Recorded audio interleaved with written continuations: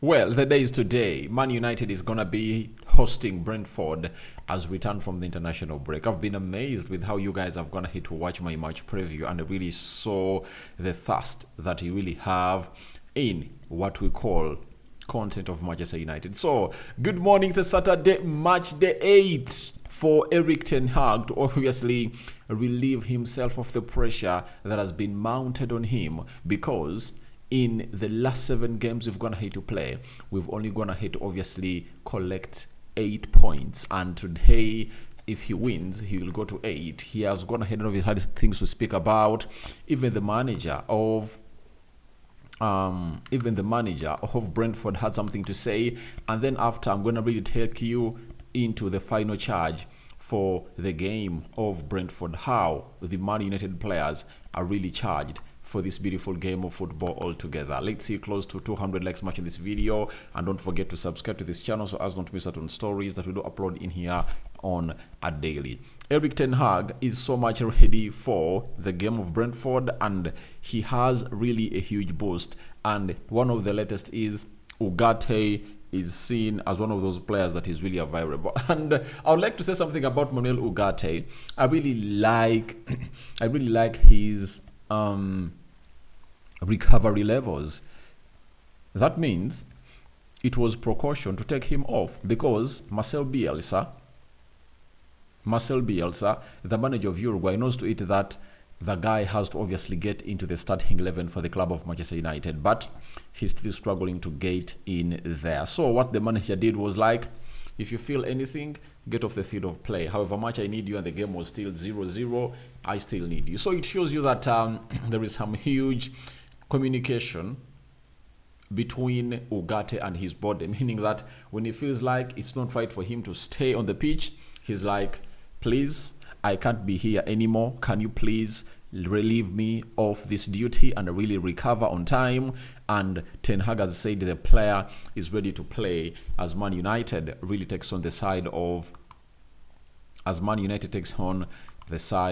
Brentford. So that means in our probable starting 11, we might see Manuel Ugarte and Eriksen come into the starting double pivot for the club of Manchester United. And I anticipate that it might be that way, because if there is a game that you would love to see Manuel Ugarte get integrated into that midfield of Manchester United, I think that's supposed to be the game. And him playing alongside Eriksen really gives him a little bit of comfort, and it really gives Eriksen a huge drive, knowing that he still has someone behind him to obviously come up and obviously put in the required shift altogether. So let's get started with some of the things that Ten Hag will went ahead to say, and then we'll see what you people have to really say about this. Ten Hag, I think the players are doing well.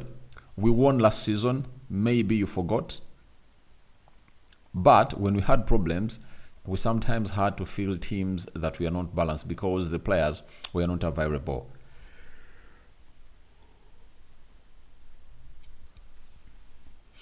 But in general, the players are really performing well. The only aspect that is missing in our game is scoring goals, and Erik ten Hag has gone ahead obviously hugely address it. And he also came up and really told us that now we have to start scoring, which is the important thing in football. We have to improve in this area. I've gone ahead to hear people say, we don't have a style of play. They've gone ahead to say everything they want. And I'm like, do these people really watch the game? You get? I'm like, do they really watch the game? Because as it stands, Manchester United has created very many big chances, but they're not killing off the chances, and they're not scoring them. And that's what you're supposed to work on. And the moment you work on that, I tell you, the rest is going to be history, and the side of Manchester United is going to be starting winning games. You know, when you look at a game like that of Aston Villa, Crystal Palace, those would have gone ahead to be 6 points, and we lost 4 because we went ahead to draw. we had chances to score and we couldn't obviously come close to score. But for us to score goals, we need to see the composure of Bruno Fernandes and Marcus Rashford kicking in, because they need to think twice every time they really have a ball into the final third of the pitch. Let them not even come and think that it's wise and okay for them to obviously go in for selfish efforts. If they improve on that, I tell you, a lot will change around the club of Manchester United. And others will say, but we've gone ahead, obviously, concede first in certain games like Liverpool, Brighton, and Tottenham Hotspur. I come here to let you know that every time an opponent scores against you and you score against him again, to put the game level, pressure mounts onto that opponent. For example, in the game of Liverpool and the game of Tottenham Hotspur, if United happen to obviously respond one back to make it 1-1 or 2-1, at Old Trafford, you know how things transpire. You know what it means to be at Old Trafford and United being just one goal behind you. You know, it will automatically kick in, the fans will be roaring, and then the players will obviously know everything is really going to be obviously coming up. But getting 3 chances against Liverpool, you are Joshua Zirkzee not killing off one chance in the mouth of the goal, that was really very bad. So all I really understand is there is a team of people who wants to be proven right that Ten Hag is not a good manager or what, because we may believe he's a good manager. They want him to get sacked. But look at the progress. And people believe that United, to improve to go to the next level, sacking managers is the problem, is the solution. And I went ahead to ask every fan who thinks that sacking Ten Hag is a solution, when has it ever been? When has it ever gone ahead, obviously, pay positive results? I don't want to talk about FA Cup wins, Carabao Cup wins, and the UEFA Europa League, because a club like Manchester United has to be winning the Champions League and winning the Premier League, or else we have to be competing for any of those trophies, not the FA Cup, not the Carabao Cup. So all I want to send a message to you is, let's really give the manager the trust, you get, and let's build this. And there is a certain statement I went ahead obviously to see from the board of Manchester United, that they believe that one summer is not enough to obviously back the manager to obviously get United to where they deserve to be. So that means Ten Hag is still here. Ten Hag is still here. But Ten Hag should also help himself by winning games like those of Brentford that we're going to be playing today. Then, you know, Brentford is one of the teams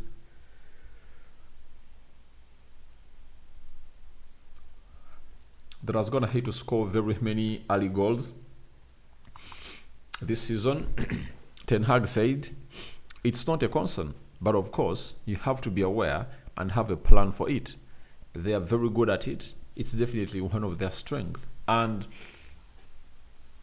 when you look at the 2 games we've gone ahead to play at Old Trafford, you know, I think all the 3 games, even against Fulham, they really had a chance in the first 10 minutes. Liverpool had a goal scored in the first 10 minutes, was really ruled out because of offside. And I think that was Mohamed Salah who was really offside. Then they also had, we also considered another goal against Tottenham Hotspur. And it shows you that it can happen in this game of football. So we need to obviously be very vocal about it. And the players have to note it that they have to defend well. And I think we can keep that together and see how things really come up and see how everything really pans out. Now, the manager of Brentford had the following to say about Erik ten Hag. And he said, incredible, the amount of scrutiny he faces as a head coach. We acknowledge how it is to be like this. Clearly, he's a good coach. When a team wins, and when a team wins, he's a good coach. When a team wins, the head coach is great. If a team loses, then the head coach is not. So, all I have to say is, the guy is a good coach, but he has some bad days in office as a manager. So, I would love to see to it that everything really moves on as planned for Erik ten Hag. And I think the games that have gone ahead obviously come into his space, are the easiest for him to win. So we would like to see him winning these games. I tell you, we would like to see him win these games. That is Erik ten Hag for you. So let's go and see how these players went ahead to charge for the Brentford game. That is Mazraoui, obviously coming in through to obviously play at Carrington to train with Manchester United. That is Mazraoui, and he's one of those players that showed us that there is really a bridge, a very huge bridge between Manchester United news leaking and the people that used to get the news. Having gone ahead to let us know that it's going to be out for 4 months, the guys here. The only thing they got right is that of Harry Maguire and Kobe Mainoo.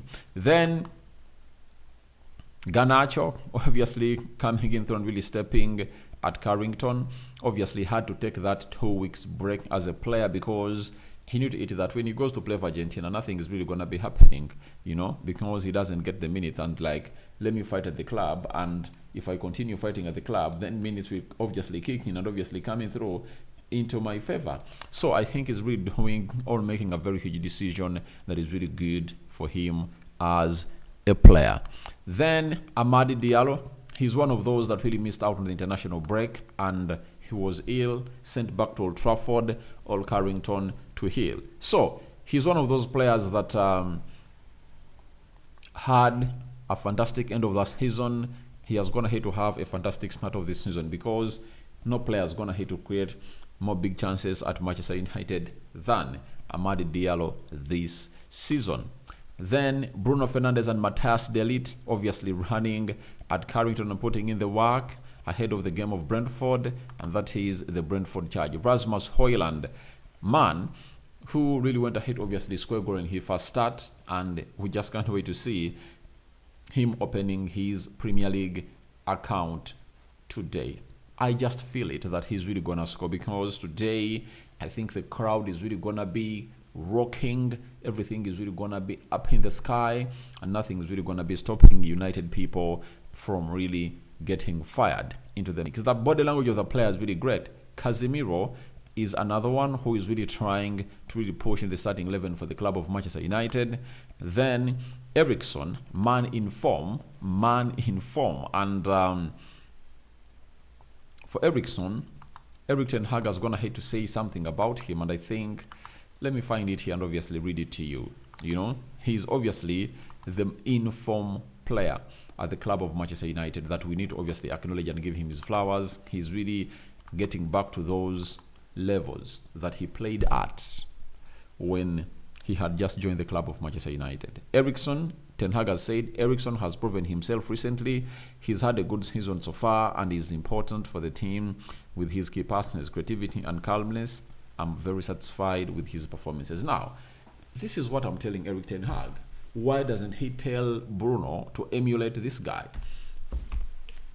If Bruno ever emulates what Eriksen does in as far as composure is really concerned, he can become the best number 10 in the world because he has all the attributes, and he would have gone ahead obviously to go ahead and really score many goals, you know, but the problem is simple. He doesn't really compose himself. He's not really calm on the ball, and that is his problem. So for Eriksen, even during the international break, he was really integral in what Denmark went ahead to do in as far as trying to qualify for the knockout round of the UEFA Nations League. Then Lisandro Martinez, obviously returning from South America, not playing in the first game. I think they drew with a certain team. Then after beating a team 6-0, is it Venezuela? On Tuesday morning, obviously, this guy came in through and obviously played some 17 minutes. And we now know that he really had a little bit of a knock. That's why Ten Hag never risked him to play against Aston Villa. And it's now that people know it that it was really a precautional, really way. Dalot, Zexi, Ruben Kalji, you get all those are players of Manchester United. Dalot coming in with the vibe, and then Zexi, another one to obviously look at. Tyrell Malacia looks like he's back in full training, and we expected him to return, but not so early I think it's too early for the next game. You get? I see him maybe making a trip to London when you're playing against West Ham. All else, I'll be shocked if at all he's part of the traveling squad that's going to be playing against Fenerbahce, I think, on Thursday this week. So wait and see how that really pans out. Then John Evans is another one that took part in the training. Man of the match when you're playing against man of the match when we are playing against what was the team like? When you're playing against Aston Villa. He really went ahead to win the man of the match. Played 90 minutes and he really looked great. Erik ten Hag, the gaffer of Manchester United, obviously looking on and obviously finding a perfect way possible to put in a shift at the club of Manchester United in training to see to it that we improve in as far as scoring goals is really concerned.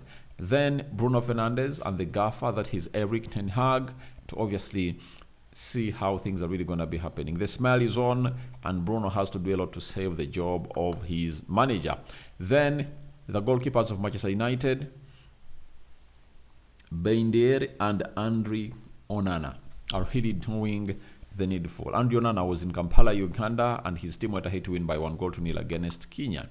Then this is Demot, me, another goalkeeper pair, another goalkeeping pair, and Tom Heaton doing the needful at Carrington.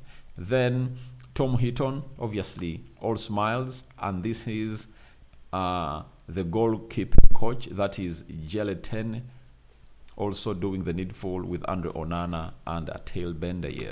Then Ruud van Nistelrooy, all smiles, obviously returning from the national break. I think they've gone ahead to make a huge assessment and they're here to go.